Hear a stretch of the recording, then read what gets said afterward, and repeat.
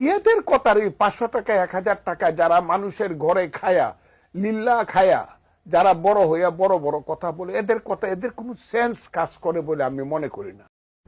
500 টাকার কথা বললেন যে 500 টাকা দিলে ওলামা একরামদের আলেমদের বক্তব্য চেঞ্জ হয়ে যায়। ওখানে শুধু ওই নয়, উনি আরও জঘন্যতম ভাষা উচ্চারণ করছে, যেগুলো হচ্ছে যে আলেমরা লিল্লা ফ্রি খেয়ে, লিল্লা বলতে কি ফ্রি খেয়ে লেখাপড়া করে, এই ফ্রি খেয়ে লেখাপড়া সেটাকে নিম্ন শ্রেণীর মানুষেরা। উনি আরও বলছেন যে যেই সমস্ত আলেমরা মা বোনদেরকে নিয়ে যে বেশ্যা বলছে, বিভিন্ন জায়গায় যে বাংলাদেশে যে মহিলা নীতি নিয়ে যে কথাবার্তাগুলো হয়েছে, সেই ক্ষেত্রে উনি এইটাও মা বোনদের বলছেন যে মাদের উদ্দেশ্যে বলছে যে ওনাদের থেকে যাতে কোনো বাচ্চা না নেয়।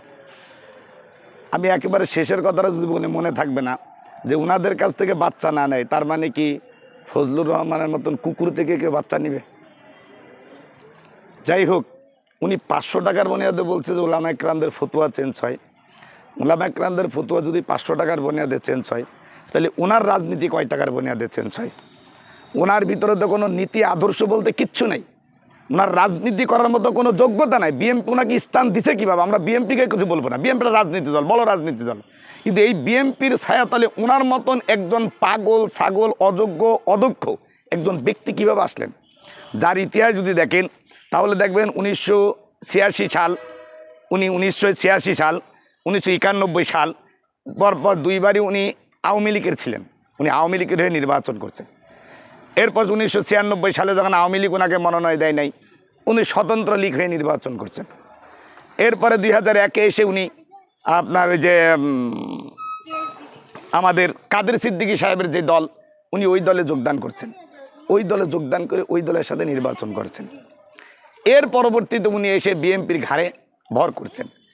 500 টাকার বুনিয়াদে যদি আলেমরা বক্তব্য চেঞ্জ করে, তাহলে উনি ওনার নীতি আদর্শ রাজনীতিক বেয়াদব একটা কুলাঙ্কারের ভাষা বলতে পারেন এমন, যে উনি কিভাবে এতগুলা দল উনি চেঞ্জ করেন। উনি স্বতন্ত্র গেছেন, উনি বাংলাদেশে কোন দল করে নাই, তাহলে উনি কিসের জন্য করছেন?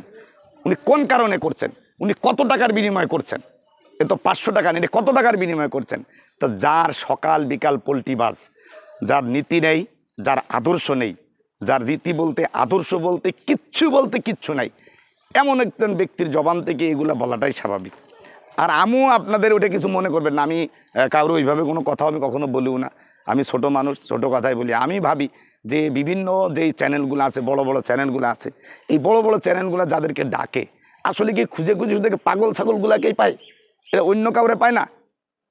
যাই হোক, এখান থেকে আরও একটি কথা আছে কি, যে উনি বলছেন যে লিল্লাকে লেখাপড়া করেন। ফজলুল হক সাহেব উনি কোন ডিগ্রি পড়ছেন, কোন কলেজে পড়ছেন, কোন স্কুলে পড়ছেন তা আমার জানা নাই, তবে উনি নিশ্চয়ই স্কুলে পড়ছেন। উনি হাই স্কুলে পড়ছেন, প্রাইমারি স্কুলে পড়ছেন, হাই স্কুলে পড়ছেন, কলেজে পড়ছেন, উনি ইউনিভার্সিটিতে পড়ছেন, এটা আমার বিশ্বাস করে আমি জানি না, আমার জায়গা থেকে আমি বলি।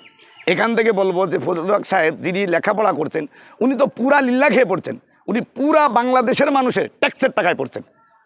ওনার মতন একজন অযোগ্য ব্যক্তি লেখাপড়া শিকার পরে বাংলাদেশের মানুষের ট্যাক্সের টাকা লেখাপড়া শিখে। যদি বলেন হুজুর এটা কেমনে হলো, আমার দেখেন, আপনারাও দেখবেন, প্রাইমারি স্কুলে বই দেয় ফ্রি, প্রাইমারি স্কুলে শিক্ষকদের দেয় সরকার, বই দেয় সরকার।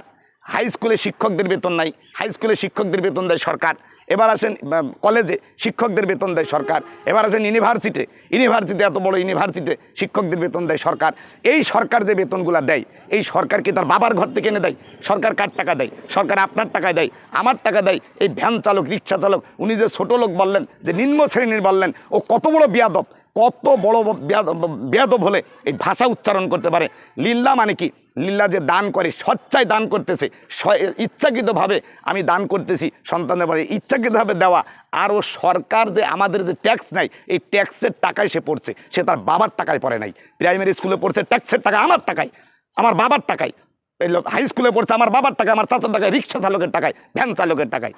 বেয়াদব, ভাষাগুলাই তার বেয়াদবি। আসলে সে বেয়াদব, তার ভাষা কি বেয়াদবের বলবো।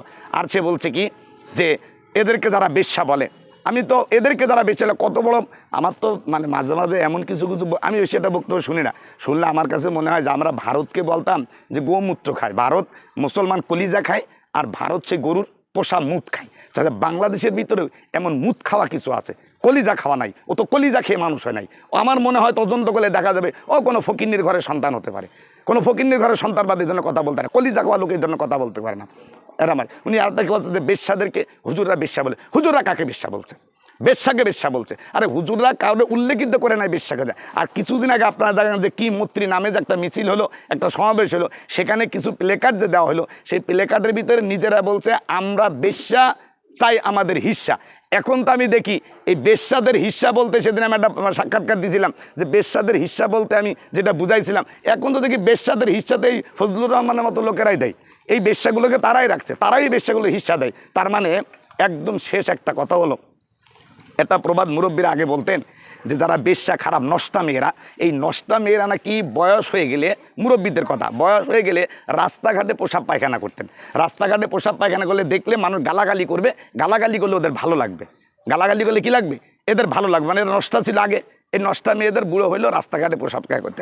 তো এই যে পুরুষটা, এ তো আমার মনে হয় যে ছোটোকাল থেকে নষ্ট, ও নষ্ট এখন বৃদ্ধকালেও ও এই অবস্থার ভিতরে আসে। সর্বশেষ আমি একটা কথা বলেই আজকের আপনাদের প্রশ্ন জবাব শেষ করি। সেটা হলো যে উনি যে বলছে যে লিল্লা খায়, উনি মাদ্রাসার ছেলেরা লিল্লা খায়, আর উনি আমি কি বলছি, উনি বাংলাদেশ সরকারের মানে কি বলবো 18 কোটি মানুষের ট্যাক্সের টাকায় উনি পড়ছে। ব্যাপারটা কেমন হয় না? 18 কোটি মানুষের টাকা খেয়ে যে পড়লো, আর একজন মানুষ, 2জন মানুষ লিল্লা দান দিল, এই দান খেয়ে যে পড়লো, এই 2-5 জনের দানের টাকা একজন পড়াশোনা করা, আর 18 কোটি মানুষের লিল্লাকে একজনে পড়াশোনা করা। এখানে আমার একটা গল্পর মাধ্যমে শেষ করে দেওয়ার ব্যাপারটা এমন হয়েছে, 2টা বাচ্চা মাঠের ভিতরে পায়খানা করছে। 2টা বাচ্চা মাঠের ভিতরে মলত্যাগ করার পরে আসার পথে একটা বাচ্চা গেছে পুকুরে পানি খরচ করার জন্য। ওই বাচ্চা পুকুরে পানি খরচ করছে, আরেকটা বাচ্চা কোনো রকম পানি খরচই করে নাই, পাতলা পায়খানা মল। ওই মল নিয়ে যখন হাঁটতেছে, ওই মল পিছনের সমস্ত পা তার নোংরা গন্ধ ছুটে গেছে, মাছেও কিছু ভ্যান ভ্যান করতেছে। আর যেই বাচ্চাটা পরিষ্কার করছে তার পায়ের ভিতরে একটু কিছু লেগে আছে। এখন ওই বাচ্চাটা আগে যাচ্ছে, পিছনের বাচ্চা করে বলতেছে গন্ধ গন্ধ, সব সব গন্ধ। এখন আশ্চর্য কেন, সামনের বাচ্চারা ঘটনা কি? সামনের বাচ্চারা তাকায় দেখে যে তার পায়ের নিচে একটু মল লেগে আছে, পরিষ্কার হয়েছে। তখন দেখ, আমার তো পায়ের নিচে একটু মল লেগে গেছে, আমি তো পরিষ্কার হয়েছি, আর তুই তো পরিষ্কারই হস নাই, তোর তো সারা পিছনে মাছি পর্যন্ত ব্যান ব্যান করে, তুই আমারটা গন্ধ গন্ধ বলতেছি কেন? তখন ওই বাচ্চারা জবাব দেয়, এই আমি তো পরিষ্কারই করি নাই, তুই আমারে বলবি কে? তুই পরিষ্কার করছো, তোর আছে কে? ঠিক এই ফজলুল্লাহ, ওনাকে তো ফজলুল্লাহ উনি মুরব্বী মানুষ, এই জন্য ওই ভাষায় বলতে পারি না। এই জন্য বাংলাদেশের কিছু পাগল ছাগল এই আছে যে এগুলি যে ট্যাক্সের টাকায় খেয়ে পইরা ঠিক ওই অবস্থা, যে উনার যে সমস্ত পাচাই ব্যান ব্যান করতেছে, 500 টাকায় পরিবর্তন হয়, উনি যে দিন নীতি আদর্শ বিসর্জন দিয়ে সকাল বিকেল দল পরিবর্তন করতেছে, উনারটা ঠিক ওই বাচ্চার পায়খানা করে না সুসার মতো। আর ওইটা ঠিক, আর গোলাম একরামের মাদ্রাসার উদাহরণটা আমার কাছে মনে হয় যে ওই পায়খানা করে সুসার পরেও যদি বাচ্চার গায়ে একটু লেগে থাকে, সেইটার মতন আমার কাছে মনে হয়। আল্লাহ রাব্বুল আলামিন এই ধরনের বাজে এবং ভিত্তিহীন লোকদেরকে নেতৃত্বের হাত থেকে আমাদের দেশকে আল্লাহ রাব্বুল আলামিন হেফাজত করুক, এই দোয়াই করি। আপনাদের কাছে এই দোয়া চাই, দেশের আমার এই ভিডিওটা যারা দেখবেন তাদের কাছে আমি এই দোয়াই চাইবো যে আল্লাহ রাব্বুল আলামিন যদি এই ধরনের বেয়াদবি নেতা থেকে আল্লাহ রাব্বুল আলামিন আমাদেরকে হেফাজত করে এদেশের যোগ্য, মানে মানবিক, দেশের জন্য, দেশের মানবতার জন্য, ইসলামের জন্য কাজ করতে পারে এমন নেতা আমাদের সামনে আসুক। আমি এখনও বলি, দলীয় ব্যাপারে আমার কোনো বক্তব্য নাই, বা বিএনপির বিরুদ্ধে আমার কোনো বক্তব্য। বিএনপি একটা দল, উনি বিএনপি একজন সাধারণ কর্মী, একজন নেতা, ওনার বিরুদ্ধে আমাদের কথা হতে পারে, বিএনপির ব্যাপারে আমাদের কোনো কথা নাই। আল্লাহ রাব্বুল আলামিন আমাদের সবাইকে কবুল করুক, আমিন।